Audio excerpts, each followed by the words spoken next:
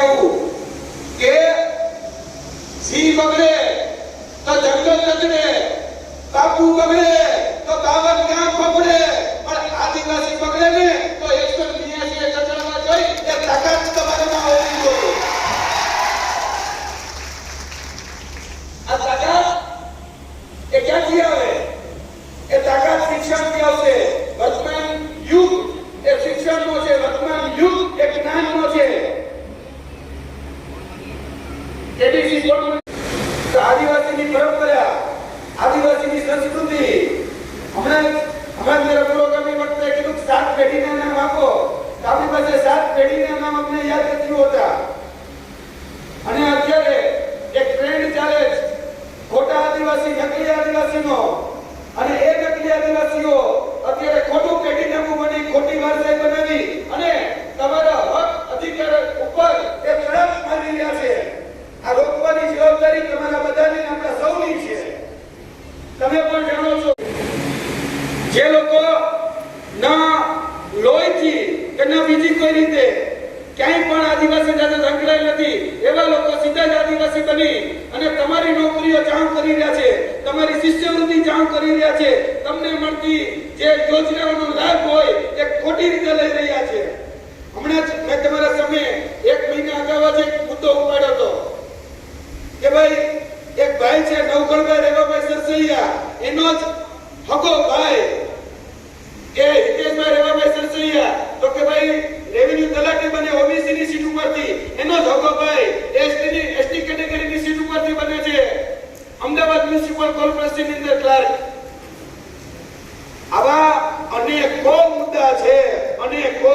અને ખોટા આદિવાસીઓના સર્ટિફિકેટ લઈ અને તમારા હક અધિકાર અને ન્યાય ઉપર તડપ મારવાનું કામ આ બની બેઠેલા આદિવાસીઓ કરી રહ્યા છે. એને ઓળખો અને એને ઓળખી અને ઘર ભેગા કરવાની જવાબદારી એ આપણા બધાની છે. તમારા બધા જે આગેવાનો બેઠા એ બધાની છે. આપણે બધા સાથે મળી અને આ લડાઈ લડવી પડશે.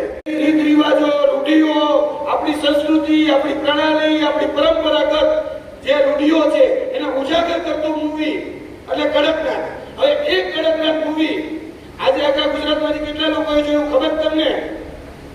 ફક્ત 35,000 લોકોએ, ફક્ત 35,000 લોકોએ જ જોયું. હવે તમે એમ કહો કે આદિવાસી આ ખાલી ગુજરાતમાં કેટલા કરોડ? આજે આપણી સંસ્કૃતિને આપણે આગળ નહીં લઈ જઈએ, આપણી સંસ્કૃતિને આપણે વાત નહીં કરીએ, અથવા તેને પ્રોત્સાહન કે પ્રાધાન્ય નહીં આપીએ તો બીજું કોણ આપશે? એટલે અમને દુખે છે કે આપણે આપણી જે મૂળ સંસ્કૃતિ છે એ મૂળ સંસ્કૃતિને વાહક નથી બનતા. જે સારું કાર્ય કરે છે ને બિરદાવતા નથી. સારું એક મૂવી આવે છે તો લોકો સુધી પહોંચાડતા નથી. આજે ઘણા બધા જે લોકો વનવાસી તરીકે છે તેમને સંબોધિત કરી રહ્યા છે, એને જઈને કહો કે કડકનાથ મૂવી એક વખત જોજો. અને અમે વનવાસી નહીં, અમે આદિવાસી છીએ. આદિ અનાદિ કાળથી આ ભૂમિ ઉપર રહેનારા, ભૂમિ પર વસવાટ કરનારા મૂળ નિવાસી અમે છીએ. આ જઈ અને કહેવું પડશે તમારે. જે લોકો ખોટી રીતે ચિતરી રહ્યા છે, ખોટી રીતે વાત મૂકી રહ્યા છે એની સામે ઘણી બધી વાત કરી શકાય એમ છે, ઘણું બધું બોલી શકું છું, સક્ષમ છું. જેમ સાહેબ શિક્ષક છે, હું શિક્ષક જ છું. ઘણું બધું કહી શકું. પીડા અહીંયા છે, એને પીડા અહીંયા જ છે, અમને અહીંયા પીડા છે, અમે બોલીએ છીએ. અમારા આગેવાન હોય તો એમ કહીએ કે ના આ ખોટું થતું હોય ને અમે આંખમાં આંખ નાખીને કહી દઈએ કે અમારા આગેવાન ખોટું કરે છે. આ જગ્યાએ કંઈક ખોટું થતું હોય, અજુગતું થતું હોય, તમને યોગ્ય ન લાગતું હોય તો એને કહેવાની પણ તાકાત રાખો. આપણે બોલવું પડશે, આપણા હક અધિકાર માટે પ્રશ્નો કરવા પડશે. આદિવાસી એટલે ખાલી આદિવાસી દિવસ આવે અને નાચીએ કૂદી એટલું જ નથી, એટલું સીમિત નથી. આપણે હવે જે વર્તમાન પરિસ્થિતિ છે એમાં આપણે આપણા જ્ઞાન રૂપી જીવન આપણા ઘરે ચલાવવી પડશે. જ્ઞાન રૂપી દરિયામાં આપણે ડૂબકી લગાવવી પડશે. તો જ આપણે આપણા જે અધિકારો છે, જે હક છે એને આપણે મેળવી શકીશું, બીજા મેળવવામાં મદદ કરી શકીશું. એટલે વધારે વાત નથી કરવી. ઘણી બધી સાહેબે વાત કરી, એ વાત સાથે સહમત થઈ મારી વાણીને વિરામ આપું છું. આપણે બધા સાથે રહી અને સાચા બી ખભો મિલાવીને લડીએ. અમને જરાક શિક્ષણમાં આગળ છે ખબર પડે છે કે ખોટું છે. આજે તમારી પાસે એક મુદ્દો છે.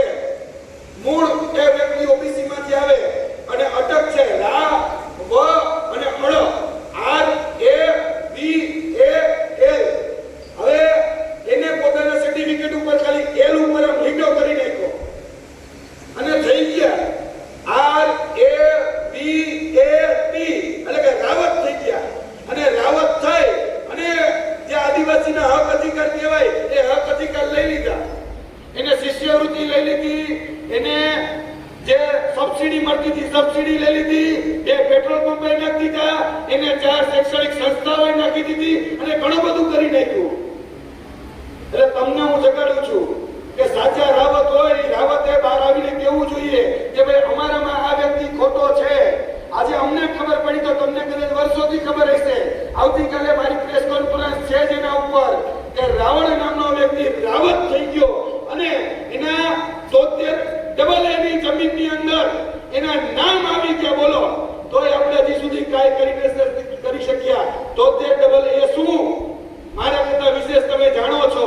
73 ની અંદર નામ એમને ન આવે છતાંય નામ આવી ગયા. એનું જેટલા પણ હક પણ જેટલા પણ રોટી બેટીના વ્યવહાર એ બધા જ રાવણ જોડે છે અને લાભ બધા જ રાવતના લઈ રહ્યા છે. આવા લોકો તમારા હક અધિકાર ઉપર તડપ મારી રહ્યા છે. એટલે જાગી જાઓ. કોક તો જાગે, કોક તો જાગે, કોક કોણ જાગે? તું જો જાગે તો તું જાગે. એટલે તમે જાગી જાઓ. એટલે આપોઆપ બીજાની રાહ ન જોવો. તમે જાગીને આગળ વધી જાઓ.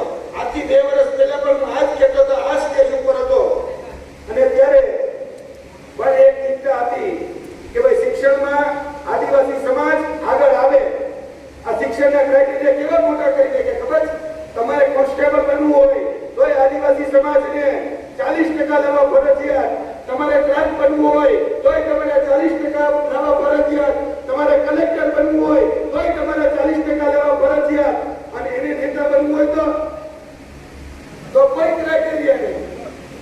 કોઈ જગ્યાએ શિક્ષણ ન હોય 8 ચોપડી પાસ હોય તો ગૃહમંત્રી બની જાય. આ હકીકત છે. ત્યાં કોઈ ક્રાઇટેરિયા નથી. અને તમારે ક્લાર્ક બનવું છે, પીયુન